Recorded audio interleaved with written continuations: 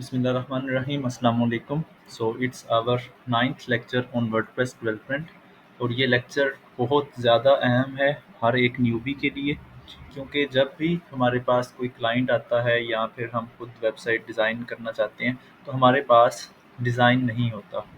अब हमारे पास दो तरह के क्लाइंट्स आते हैं।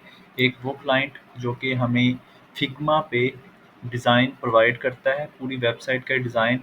जैसे ये मायरो है, यहाँ पे हम कुछ भी डिज़ाइन कर सकते हैं अपने लिए। इसी तरह फिग्मा भी एक प्लेटफॉर्म है जहाँ पे जो वेब डिज़ाइनर होते हैं, जो डिज़ाइन करते हैं वेबसाइट, उसको उनको हम यूआई यूएक्स डिज़ाइनर भी कहते हैं। तो वो फिग्मा पे डिज़ाइन करके हमें दे देते हैं। मीन के क्लाइंट यूआई यूएक्स डिज़ाइनर से वेबसाइट डिज़ाइन करवाएगा, देन वो हमें वर्डप्रेस डेवलपर को देगा कि हम मुझे अब इस तरह की वेबसाइट जो है रिस्पॉन्सिव वेबसाइट बना के दो। रिस्पॉन्सिव का क्या मतलब है कि वो मीन रिस्पॉन्सिव हो, चलती हो। हर एक पॉइंट, अगर मैं वो बटन है तो बटन चलता हो, अगर वो अकॉर्डियन है तो वो उस पर क्लिक किया जाए तो वो नीचे डिस्क्रिप्शन उसकी खुले। ठीक है, तो इसको रिस्पॉन्सिव कहते हैं। ठीक है, अब हमारे पास डिज़ाइन के लिए कोई ज़रिया नहीं होता, क्योंकि मोस्ट ऑफ क्लाइंट्स जो हैं वो यूआई या यूएक्स डिज़ाइनर से वेबसाइट डिज़ाइन नहीं करवाते।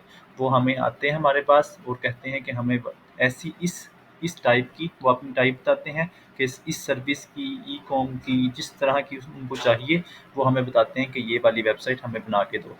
अब हमारी रिस्पॉन्सिबिलिटी है कि हम कहाँ से डिज़ाइन ढूंढें और उसको बना के दें। ठीक है, अब पिछले पिछले लेक्चर में हमने लैंडिंग पेज बनाया, तो हमें आइडिया हुआ कि हम बिल्कुल कैसे वेबसाइट बना सकते हैं। लेकिन वो कॉपी मैंने भी कहाँ से उठाई थी? मैंने एज अ कॉम्पेटिटर से उठाई थी। अब हमारे पास 3 वेज़ हैं जिससे हम डिज़ाइन बना सकते हैं। So first is self designing, the most important, जो कि हमें आनी चाहिए। इसका क्या मतलब है कि हम सेल्फ क्रिएटिव हों। न्यूबी के लिए ये थोड़ा-सा डिफ़िकल्ट है, क्योंकि उसने वेबसाइट्स इस लेवल की नहीं घूमी होती, वो इस लेवल की वेबसाइट में नहीं गया होता कि उसके माइंड में जो है डिज़ाइन खुद से आए। लेकिन जब हम काफ़ी सारी वेबसाइट्स बना लेते हैं तो हमें आइडिया होने लग जाता है कि डिफरेंट सेक्शन जो हम बनाते हैं वो कॉमन होने लग जाते हैं, क्योंकि अब सर्विस वेबसाइट बनाएंगे तो उसमें अक्सर सेक्शन ऐसे होंगे जो कि कॉमन होंगे। ठीक है, तो हम खुद भी बना सकेंगे। अब दूसरा तरीका क्या है न्यूबी के लिए? वो है कॉम्पेटिटर एनालिसिस। ठीक है, शुरू में मैं भी इसी को यूज़ करता था। इससे क्या है, फॉर एग्जांपल हमारे पास कोई लॉयर आया है और उसने कहा है कि मुझे वेबसाइट बना के दो, तो मैं क्या करूँगा, डिफरेंट लॉयर्स की वेबसाइट जो कि ऑलरेडी प्रेजेंट है वेब पे, मैं उनको खोलूँगा। अब मैं उनको कैसे खोल सकता हूँ? मैं गूगल पे लिखूँगा लॉयर्स, ठीक है, आगे किसी भी सिटी का नाम, तो वहाँ पे वो सारे लॉयर्स आ जाएंगे। मैं उनको क्लिक करूँगा हर वेबसाइट को और ओपन करके देखूँगा कि उसमें कौन कौन से सेक्शंस हैं जो उन्होंने यूज़ किए हुए हैं। ठीक है, इसके बाद उनको देख के मैं एक डिज़ाइन जो है खुद वेबसाइट बना लूँगा, मिक्स करके जो जो मुझे अच्छा सेक्शन लगेगा, जिस वेबसाइट में जो अच्छा सेक्शन लगेगा मैं उन सेक्शंस को उठाऊँगा और उस जैसा बना लूँगा। देन उनका कलर और हल्का सा लेआउट चेंज करूँगा हल्का फुल्का, और वो मैं उसको अपनी वेबसाइट में बना लूँगा ताकि वो एक यूनिक हो जाए। अब हम कलर और फ़ॉन्ट डिफरेंट करते हैं यूज़ अपनी वेबसाइट में, हम अपनी वेबसाइट के मुताबिक, अपनी थीम के मुताबिक यूज़ करते हैं। ठीक है, तो हमारा अगर हम कहीं से कॉपी भी करेंगे तो वो थोड़ा-सा डिफरेंट हो जाएगा, और बिल्कुल एग्ज़ैक्ट हम किसी भी वेबसाइट को कॉपी नहीं कर सकते, क्योंकि ये कॉपीराइट के हवाले से ये अच्छी चीज़ नहीं है। ठीक है, तो अब थर्ड जो है न्यू वे है, मेरे लिए भी न्यू था। जब मैंने काफ़ी सारी वेबसाइट्स बना ली उसके बाद मुझे इसका आइडिया हुआ। इन्वेटो क्या चीज़ है? ये आप में से शायद अक्सर लोग इसको जानते हों। इन्वेटो क्या चीज़ है कि ये एक प्लेटफॉर्म है जहाँ पे टेम्पलेट्स मिलते हैं वेबसाइट के। ठीक है, तो हम क्या कर सकते हैं कि हम इन्वेटो में जाके वहाँ पे अपनी रिक्वायर्ड जो जिस चीज़ की हमने वेबसाइट बनानी है उसको लिखेंगे। ठीक है, अभी हम इसको प्रैक्टिकल भी करते हैं। इन्वेटो को ये हमें आइडिया है कि हमने खुद करना है। फोर्थ जो है कि हमारा क्लाइंट हमें प्रोवाइड कर देगा। ठीक है, तो वो वहाँ से बना लेंगे। ये सेकंड कि जिस चीज़ की बनानी है उसको हमने गूगल पे सर्च करना है और बना लेना है। और ये क्या है कि फॉर एग्जांपल मेरे पास लॉयर आया है तो मैं यहाँ पे लिखूँगा लॉयर, आगे लिखूँगा इन्वेटो टेम्पलेट्स। ठीक है, lawyer template theme forest. Okay, theme forest भी है मेरे पास और इन्वेटो भी है।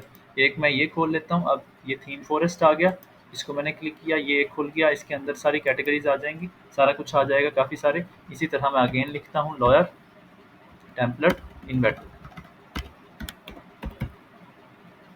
इन्वेटो, ठीक है। अब इसके बाद इस पर क्लिक करूँगा। अगर तो ये क्योंकि हमने स्पॉन्सर्ड पे क्लिक कर दिया तो ये उसकी मेन वेबसाइट खुली है, मैं यहाँ पे अगेन लिख दूँगा लॉयर। अब यहाँ पे ऑल आइटम्स में मैं यहाँ पे CMS टेम्पलेट के नीचे है वर्डप्रेस, मैं इसकी साइज़ डिक्रीज़ करता हूँ ताकि मुझे वो भी नज़र आए। ये एंड पे है वर्डप्रेस, मैं उसको सेलेक्ट करूँगा। अब मेरे पास सारे वो टेम्पलेट्स आ जाएंगे और मैं अगेन यहाँ पे सर्च कर लेता हूँ एंटर करके। अब मेरे पास बहुत सारी वेबसाइट्स आ गई हैं, ये सारे टेम्पलेट्स हैं, ठीक है। डिफरेंट लोगों ने टेम्पलेट्स बना के यहाँ पे रखे हुए हैं ताकि ये टेम्पलेट्स असल में बिकते हैं, ठीक है, ये डिज़ाइंस बिकते हैं। हम क्या कर सकते हैं, हम इनमें से कोई 4-5 ओपन करेंगे, जैसे मैं इस पर क्लिक करता हूँ, ठीक है। इसी तरह ये जो है थीम फॉरेस्ट, इसमें भी सारे डिज़ाइन हैं, ठीक है। ये देखा $69 की ये बिक रही है, ठीक है। अब हम क्या कर सकते हैं, इसको देखना है तो लाइव प्रीव्यू करेंगे, ठीक है। ये पूरी की पूरी वेबसाइट मुझे शो हो जाएगी। इसी तरह ये हमने इन्वेटो में खोली तो इसमें भी ये लाइव प्रीव्यू का ऑप्शन है, मैं इस पर क्लिक करूँगा तो ये मेरे पास वेबसाइट आ जाएगी, ठीक है। इसमें मैं कौन सा करना चाहता हूँ, ये दिलो वाला, तो ये वेबसाइट मेरे पास आ गई। जब हम इसको बाय करेंगे तो ये एग्जैक्ट इस तरह की वेबसाइट होगी, ठीक है। अब ठीक है, ये वेबसाइट आ गई। इसी तरह ये वाली वेबसाइट, इसी तरह हम काफ़ी सारी वेबसाइट्स देख के उनका डिज़ाइन कॉपी कर सकते हैं, ठीक है। हम ऑलमोस्ट 10 वेबसाइट्स खोल लेंगे और हर एक का डिफरेंट डिफरेंट जो है एरिया सेक्शन उसको कॉपी कर लेंगे, ठीक है। और हम कलर और फ़ॉन्ट भी चेंज करेंगे। अब हमें आइडिया है कि अगर फॉर एग्जांपल इसी वेबसाइट को हमने बनाना है तो क्या होगा, मेन्यू में मैं यहाँ पे दरमियान में लोगो यूज़ कर लूँगा, राइट साइड पे एक HTML यूज़ कर लूँगा, लेफ्ट साइड पे एक HTML या विजेट यूज़ कर लूँगा, ठीक है। ये वाला क्या चीज़ है, ये मैं इन्फो बॉक्स के ज़रिए बना सकता हूँ और सादा टेक्स्ट के ज़रिए भी बना सकता हूँ। इसी तरह ये क्या चीज़ है, ये जो बॉटम मेन्यू है, थर्ड रो ऑफ हेडर, ये वो यूज़ की हुई है और उसमें भी एक बटन यूज़ कर लिया गया है और यहाँ पे मेन्यू यूज़ कर लिया गया, प्राइमरी या सेकेंडरी। अब यहाँ पे ऊपर कोई मेन्यू नहीं है तो यहाँ पे प्राइमरी मेन्यू है, ठीक है। इसी तरह अब ये पेज है, अब पेज यहाँ से ये फर्स्ट सेक्शन है, फर्स्ट सेक्शन में यहाँ पे बैकग्राउंड पे पिक्चर लगाई गई है, ठीक है, ये भी पिक्चर है, ठीक है। अब इसके ऊपर अब ये रो लेआउट के बैकग्राउंड पे पिक्चर है और फ्रंट पे ये टेक्स्ट है, ये भी टेक्स्ट है, टेक्स्ट एंड बटन, ठीक है। और ये स्लाइडर लगाया गया। अब ये स्लाइडर जो है ये हमारे पास अभी फ्री वर्जन में अवेलेबल नहीं है लेकिन कैडेंस प्रो में अवेलेबल है। अगर हमने फ्री वर्जन में ही यूज़ करना हो इस स्लाइडर को तो हम काफ़ी सारी प्लगइन्स अवेलेबल हैं, तो हम एक स्लाइडर की प्लगइन करेंगे और उसको यूज़ कर लेंगे, ठीक है। इसी तरह ये वाला क्या चीज़ है, ये एक 4 कॉलम का एक रो लेआउट लिया गया है, ठीक है। और हर एक के अंदर ये वाला एक इन्फो बॉक्स यूज़ किया गया, इन्फो बॉक्स और देन नीचे डिवाइडर, नीचे टेक्स्ट, नीचे बटन, ठीक है। इसी तरह यहाँ पे 2 कॉलम्स का एक रो लेआउट, देन इसके अंदर टेक्स्ट, ये डिवाइडर। अब हम एग्जैक्टली अगर यहाँ पे ऐसा डिवाइडर नहीं बना सकते तो वहाँ पे हम स्ट्रिप वाला बना सकते हैं, ठीक है। ये वाला अवेलेबल, क्योंकि ये वेबसाइट जिस थीम में बनाई गई है ये उस थीम में अवेलेबल होगा। अब ये हम बाय नहीं कर रहे, हम कैडेंस पे बनाएंगे तो मैंने बताया था कि हम 95% तक वेबसाइट जो है वो कॉपी कर सकते हैं, ठीक है। तो ये चीज़ अगर नहीं कर सकते तो इसके ऑल्टरनेटिव चीज़ वहाँ पे होगी जो कि स्ट्राइप है, ठीक है। तो वो हम उसको यूज़ कर लेंगे स्ट्रिप को।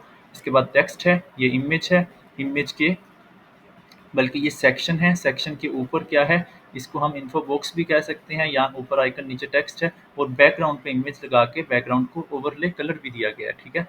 इसी तरह ये नीचे ये हमें आइडिया हो गया ये क्या चीज़ है। इसी तरह ये अब 3 यूज़ किए गए हैं, ठीक है, ये 2 नहीं है 3 है, 50%, देन यहाँ पे ये 20 एंड ये 30। यहाँ पे अगेन ये हम इन्फो बॉक्स इसको कह सकते हैं और ये इसको हम एज ए इमेज भी यूज़ कर सकते हैं और आइकन भी यूज़ कर सकते हैं या नंबर भी यूज़ कर सकते हैं, ठीक है।